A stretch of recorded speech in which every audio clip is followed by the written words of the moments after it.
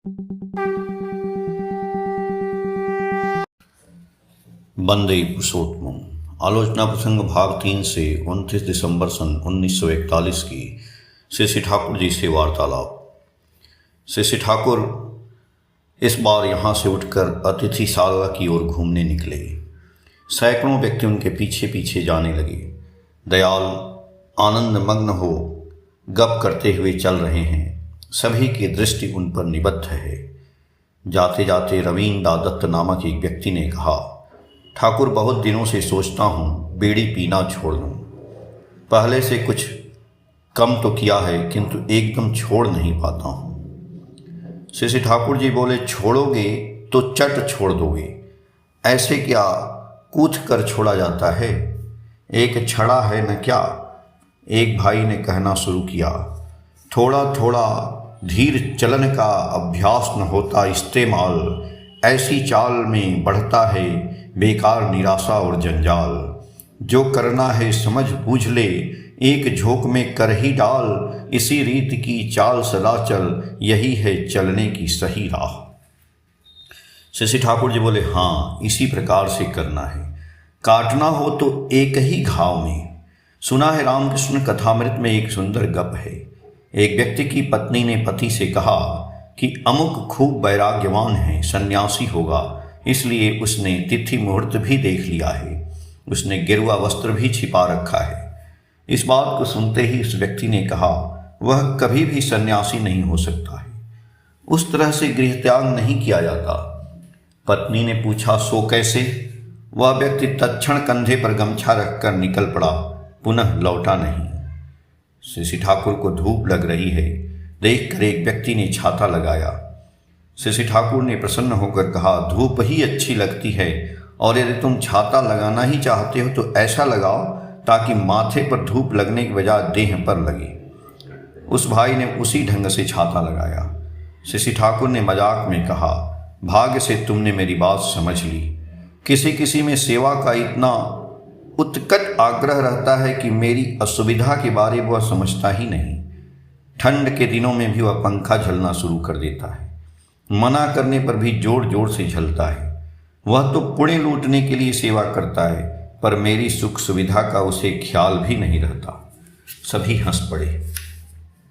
श्री ठाकुर अपने आप कहते हैं, ऐसे लोभ की बला लिए जब तक मनुष्य चलता है तब तक वह अनुराग के पास भी नहीं फटकता, और अनुराग विहीन कसरत से मनुष्य का जीवन कभी सहज हो भी नहीं सकता है।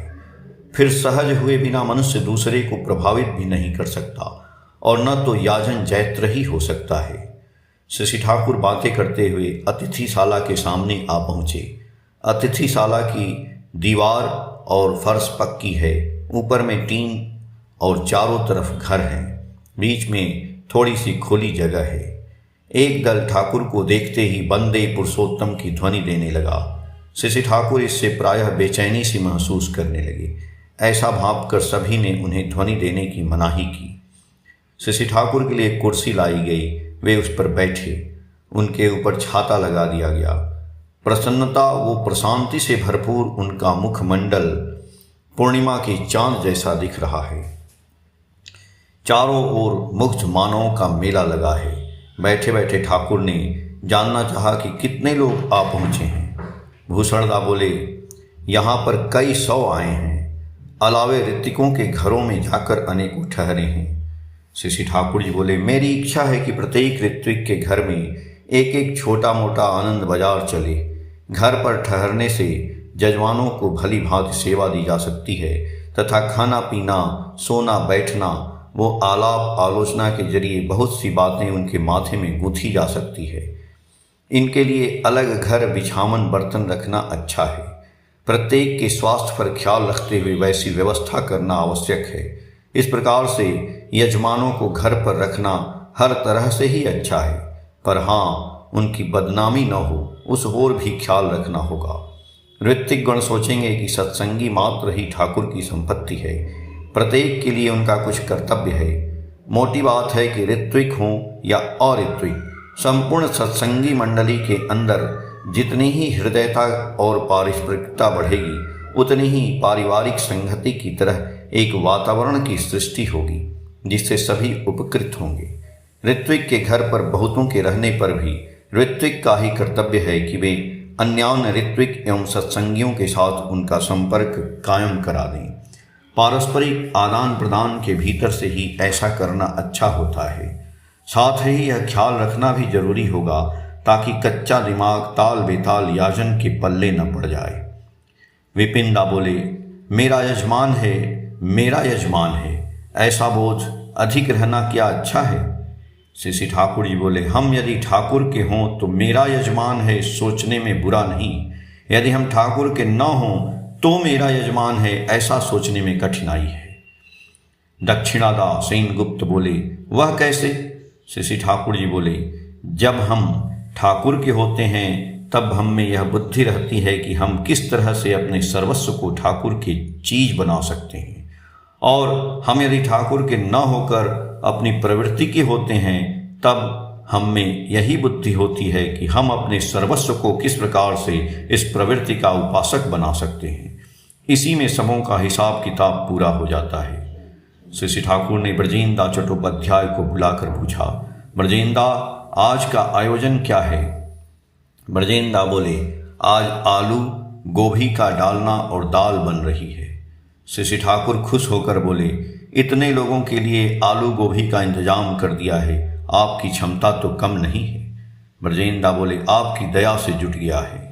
विपिनदा उल्लसित भंगिमा में बोले, इस बार केष्टोदा जाकर फरीदपुर टाउन हॉल में मीटिंग करके आए हैं, इससे हमारी लाज बच गई। गत मीटिंग में ऐसी बाधा उपस्थित हुई थी कि उससे मेरा मन ही बैठ गया था।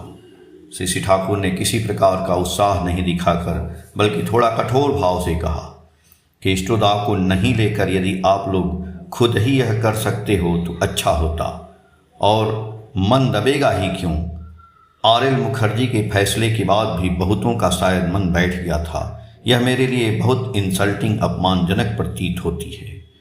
कन्विंसन प्रत्यय रहने से मनुष्य अपोजिशन विरोधिता के सम्मुख हृदय वीर के साथ गर्जन करके सबों को समझाकर संसर्ग करके ही छोड़ेंगे। हम लोग जो कुछ करते हैं उसमें लुक छिप कर करने का कुछ तो है नहीं। बचने के लिए जो कुछ करना है वही करते हैं तथा सभी को वही करने कहते हैं। हम लोग स्वयं मुंह खोलकर सारी बातें नहीं कहते, इसलिए परमपिता एक एक कायदा कौशल के जरिए लोगों के मन में भिन्न भिन्न प्रश्न जगा देते हैं। युक्त विचार, विश्वास और आवेग सहित इन प्रश्नों का समाधान हम यदि दे सकें तो हमारे कार्य में बहुत सुविधा हो। सिर्फ मधुर कथा कहना ही आजन नहीं है, जरूरत है पराक्रम, ओज, विश्वास एवं तेजस्विता।